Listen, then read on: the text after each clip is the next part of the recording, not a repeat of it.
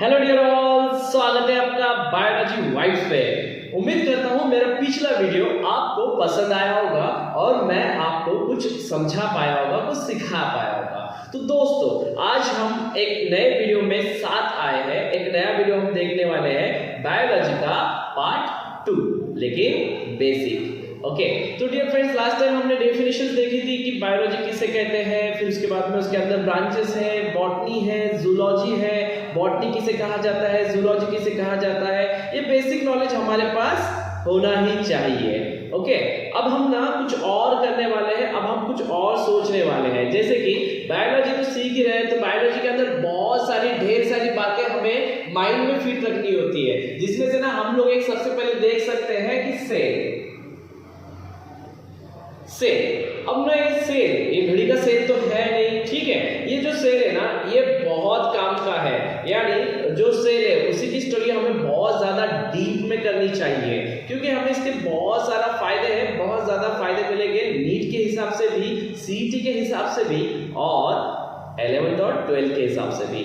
लेकिन मैं आज आपको सिर्फ बेसिक बताने वाला हूँ, तो बेसिक चीजें सिखाने वाला हूँ, क्योंकि मैं सेल चैप्टर पूरा कवर नहीं कर रहा हूँ या सेल से रिलेटेड ही पूरी बातें नहीं बता रहा हूँ। मैं बेसिक बताना चाहता हूँ, इसलिए मैंने आपको सेल का सिर्फ एक बेस फाउंडेशन बता देनी है, ठीक है।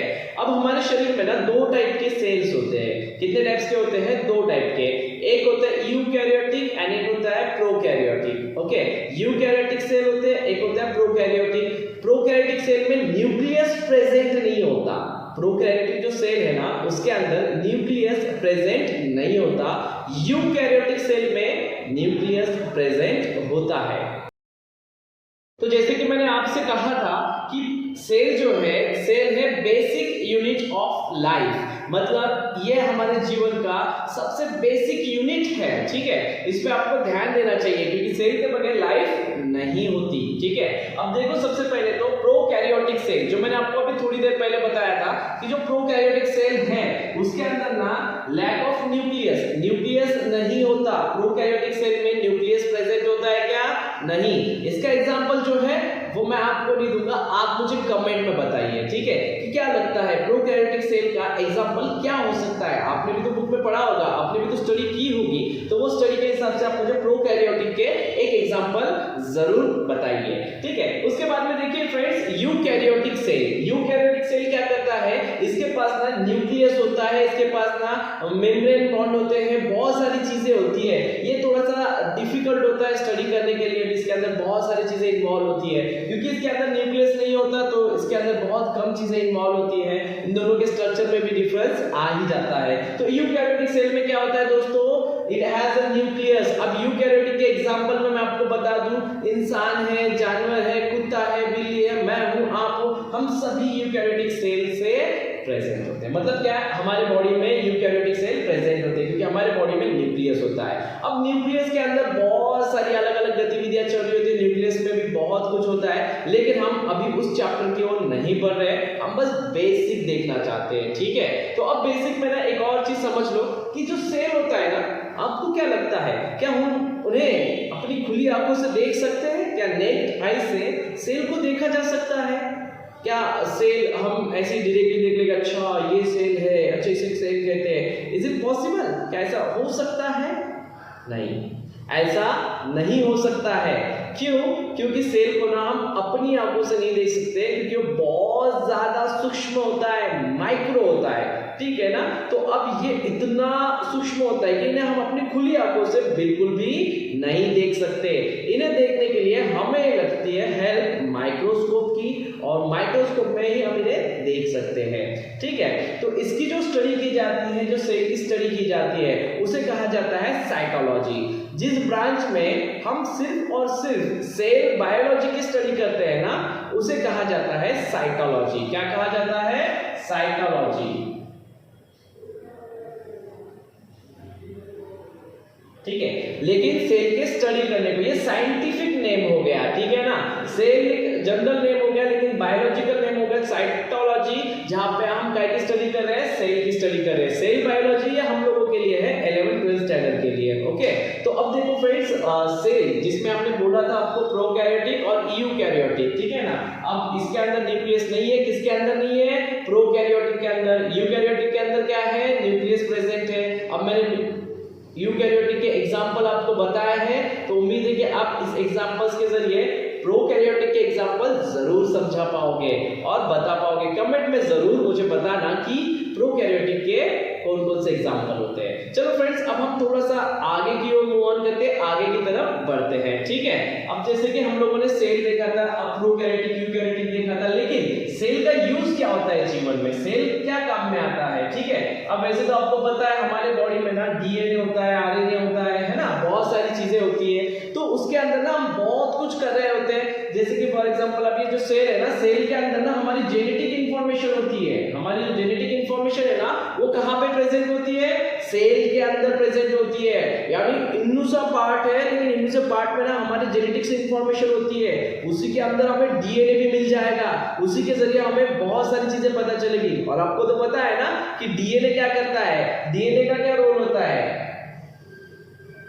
चलो डीएनए का लॉन्ग फॉर्म भी आप मुझे कमेंट में जरूर बताना, ठीक है। इसके लिए रिसर्च करना, संशोधन करना और गूगल बाबा की जय करना, और मुझे डीएनए का भी लॉन्ग फॉर्म कमेंट बॉक्स में जरूर बताना। तो मुझे बताओ फ्रेंड्स, अब सेल के अंदर डीएनए प्रेजेंट होता है, लेकिन डीएनए के अंदर हमारी कौन कौन सी बातें होती है, हमारा रंग, हमारा रूप, हमारी हाइट, हमारी बहुत सारी आदतें, यानी जेनेटिक्स जो भी मटेरियल होता है जो हमें अपने पेरेंट्स से मिला है। कहां से मिला है, अपने पेरेंट्स से।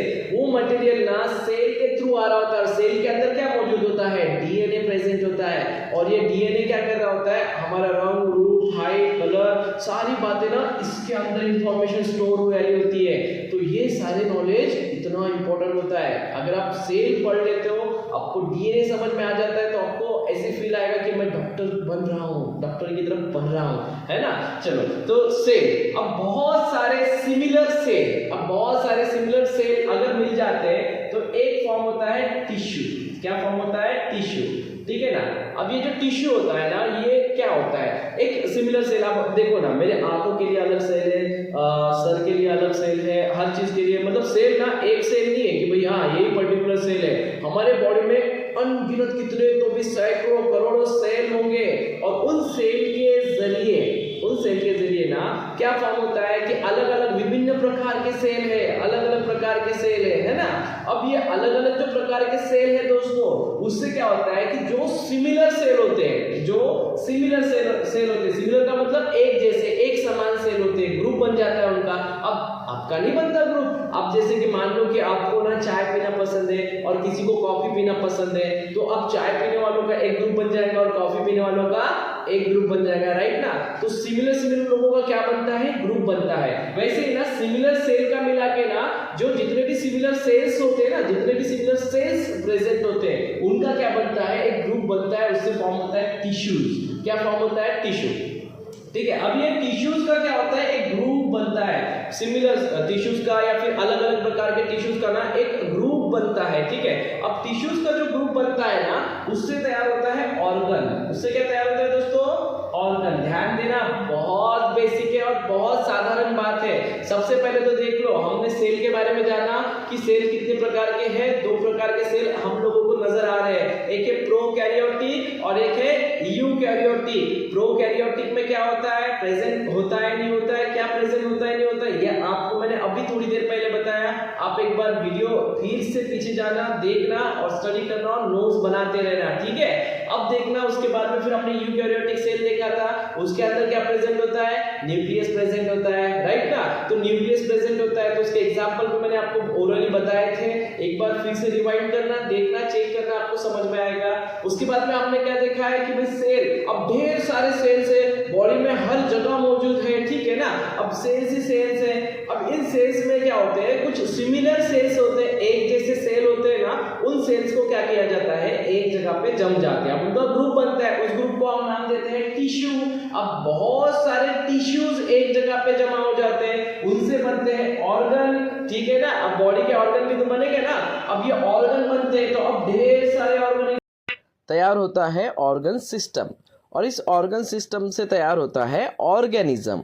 ऑर्गेनिज्म मतलब एक ऊर्जावान जीव, जिसके अंदर एक जिंदगी आ जाती है, जिसके अंदर एक एनर्जी होती है। और ये सारा प्रकार शुरू होता है सिर्फ और सिर्फ सेल से।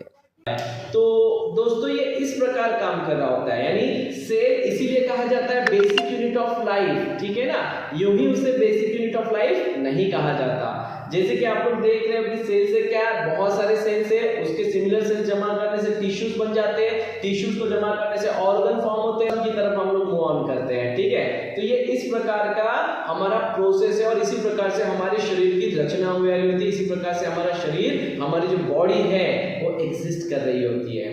सेल्स बहुत ज्यादा इंपॉर्टेंट होते हैं। अब इसके अंदर ना जो एमपीएससी और यूपीएससी की पढ़ाई कर रहे होते हैं उनके लिए ना थोड़ा सा बोनस पॉइंट ऐसा होता है कि जहाँ पे सेल स्टडी कर रहे हैं उसकी ब्रांच क्या है, सेल को फर्स्ट टाइम किसने देखा था, फर्स्ट टाइम जो सेल आविष्कार किया गया था उसका साल कौन सा है, उसके बाद में इसमें बहुत सारी चीजें इन्वॉल्व होती है, जैसे कि जीवित सेल देखा गया था या मृतक सेल देखा गया था, मतलब डेड सेल देखा गया था क्या, फिर डेड सेल के बाद में उसमें डेवलपमेंट कैसी हुई, फिर आगे चल के किसने इसको आगे लेकर गया, ये सारी मालूमात ना एमपीएससी और यूपीएससी के लिए काफी ज्यादा वैल्यूबल होती है। लेकिन डोंट वरी, हम तो 11th 12th ही कर रहे हैं, लेकिन मैं आपको कंप्यूटर के हिसाब से भी थोड़ा गाइड करता रहूंगा और आपको ये भी बताऊंगा कि दोस्तों सेल के जब हम चैप्टर में इन्वॉल्व होंगे, जब हम सेल के बारे में देखेंगे, जब हम सेल का ना वर्किंग सिस्टम देखेंगे, स्ट्रक्चर देखेंगे, ठीक है, फिर यूकैरियोटिक के अंदर कौन कौन से चीजें प्रेजेंट होती है, फिर डीएनए किस फॉर्म में प्रेजेंट होता है, किस प्रकार से सेल अलग हो जाता है, डिवाइड होता है, ये सारी चीजें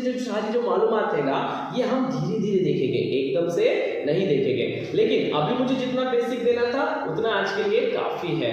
यदि आपको ये वीडियोस पसंद आ रहे हैं, यदि आपको ये अच्छे लग रहे हैं और अगर मैं आपको समझा पा रहा हूँ तो मुझे बड़ी खुशी होगी कि मैं आपको कुछ गाइड कर पा रहा हूँ। लेकिन अगर आप ये वीडियो दिल से देख रहे हो, सीरियसली देख रहे हो और आपको ऐसा लगता है कि इससे आपको कुछ ना कुछ आउटपुट जरूर मिलेगी, तो दोस्तों जो मैंने बोला है कमेंट बॉक्स में बताने के लिए वो कमेंट बॉक्स में जरूर बताना। कोई भी एग्जाम, कोई भी चीज क्रैक करना काफी आसान होता है, लेकिन उसकी तैयारी डेली करनी होती है, हर रोज करनी होती है, हर दिन करनी होती है और हर दिन अपने आप को नया कुछ सिखाना होता है, हर दिन कुछ ना कुछ रिवाइज करना होता है। ये जो मैं बेसिक सिखा रहा हूँ ये इसलिए नहीं सिखा रहा कि ये बेसिक है, ये इसलिए सिखा रहा हूँ क्योंकि ये 11th स्टैंडर्ड में भी काम में आएगा, ये 12th स्टैंडर्ड में भी काम में आएगा और इसके आगे भी जीवन में बहुत जगह पे काम में आएगा, यूपीएससी में भी काम में आएगा।